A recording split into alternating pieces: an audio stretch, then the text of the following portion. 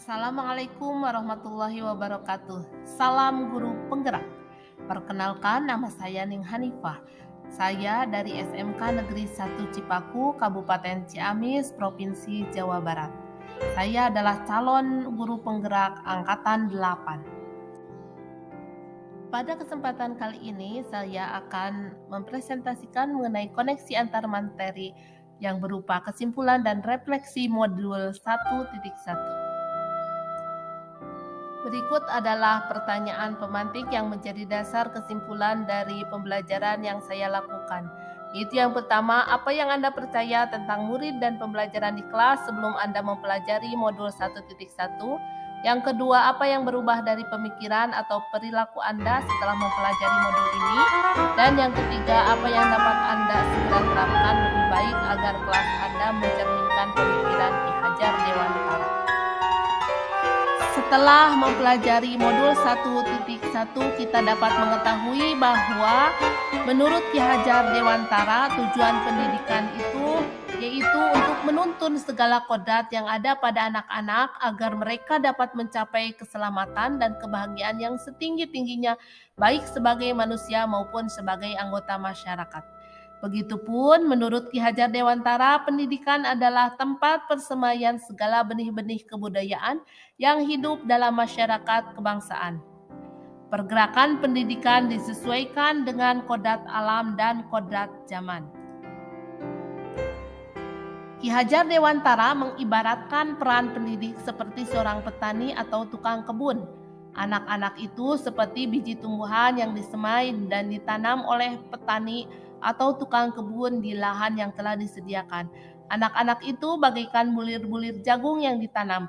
Bila biji jagung ditempatkan di tanah yang subur dengan mendapatkan sinar matahari dan pengairan yang baik, maka meskipun biji jagung adalah bibit jagung yang kurang baik atau kurang berkualitas, dapat tumbuh dengan baik karena perhatian dan perawatan dari petani.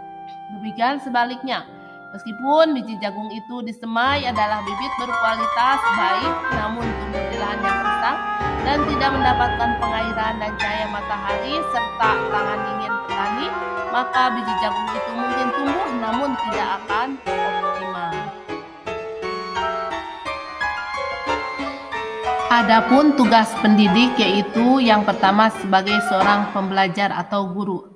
Sebagai seorang pembelajar atau guru, kita harus menjadi contoh suri tauladan baik bagi siswa dan sebagai seorang fasilitator yang dapat menuntun siswa sesuai dengan kodratnya, baik kodrat alam maupun kodrat zaman.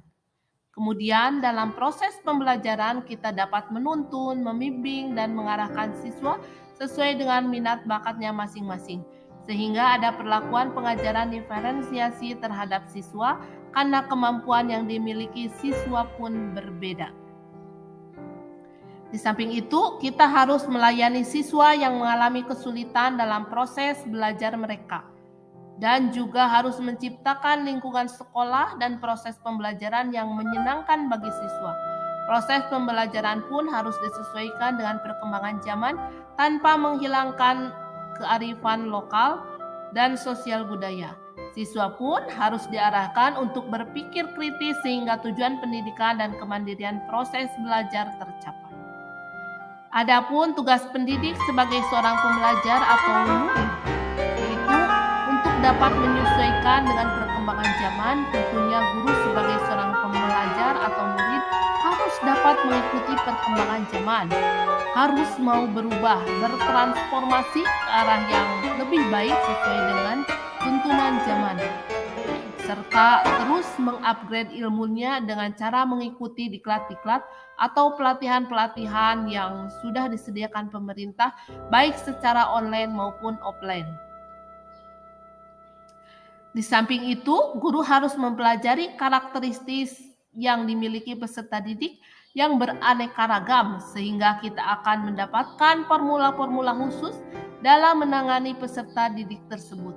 Guru sebagai seorang pembelajar atau murid harus merasa haus akan ilmu dan terus mengupgrade ilmunya sesuai dengan perkembangan zaman sehingga dapat menjawab tantangan zaman. Pembelajaran yang saya lakukan sebelum mempelajari modul 1.1 yaitu pembelajaran masih berpusat pada guru, di mana saya sebagai guru masih bersifat diktator terhadap murid. Kemudian murid dituntut untuk menuntaskan pembelajaran berdasarkan kriteria ketuntasan minimal dengan perlakuan yang sama. Sedangkan kemampuan setiap siswa itu berbeda. Ada yang cepat menangkap, ada yang lambat menangkap, kemudian ada yang sejajar kemampuannya dalam menangkap pembelajaran. Selanjutnya yaitu kreativitas anak kurang berkembang secara optimal. Jadi mereka hanya mengikuti perintah-perintah yang dilakukan oleh guru sehingga kreativitas anak kurang berkembang. Setelah mempelajari modul 1.1, pembelajaran yang saya lakukan yaitu pendidikan berpusat pada murid atau menghamba pada murid. Jadi guru di sini bertugas sebagai fasilitator dalam proses menuntun. Anak diberi kebebasan, namun pendidik sebagai seorang pamong dalam memberi tuntunan dan arahan agar anak tidak kehilangan arah dan membahayakan dirinya. Jadi di sini saya sebagai guru hanya dapat memberikan tuntunan agar anak dapat menemukan kemerdekaannya dalam belajar, dan anak juga secara sadar memahami bahwa kemerdekaan dirinya juga mempengaruhi kemerdekaan anak yang lainnya. Yang saya lakukan sebagai seorang fasilitator, memberikan kebebasan pada anak untuk meningkatkan kreativitas, kemandirian, dan juga inovasinya.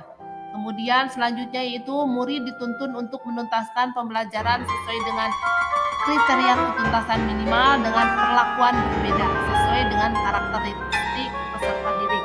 Jadi untuk siswa yang kurang di atas rata-rata untuk mencapai KKM-nya, maka diadakanlah pengayaan atau waktu tambahan untuk dia sehingga bisa mengejar KKM. Kemudian selanjutnya yaitu pembelajaran lebih menyenangkan, murid lebih berkembang dan lebih kreatif lagi.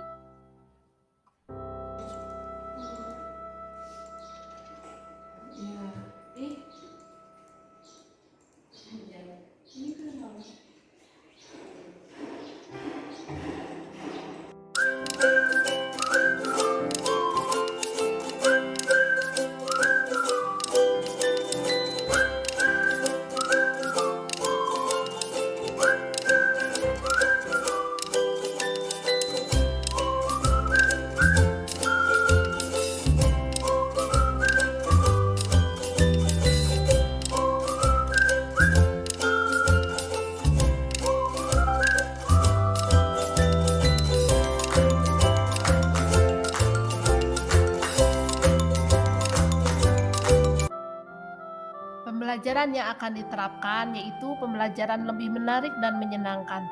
Selanjutnya pembelajaran berpihak pada murid atau menghamba pada anak sehingga anak bebas untuk berkreativitas, menuangkan ide dan gagasannya.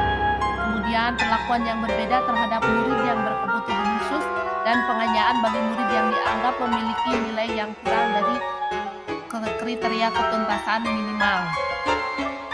Jadi adanya diferensiasi pembelajaran. Kemudian selanjutnya itu metode pembelajaran disesuaikan dengan karakteristik murid. Murid diberikan kemerdekaan belajar sehingga akan bertambah lebih optimal. Demikian presentasi dari saya. Terima kasih atas perhatiannya. Semoga bermanfaat. Salam guru penggerak. Wassalamualaikum warahmatullahi wabarakatuh.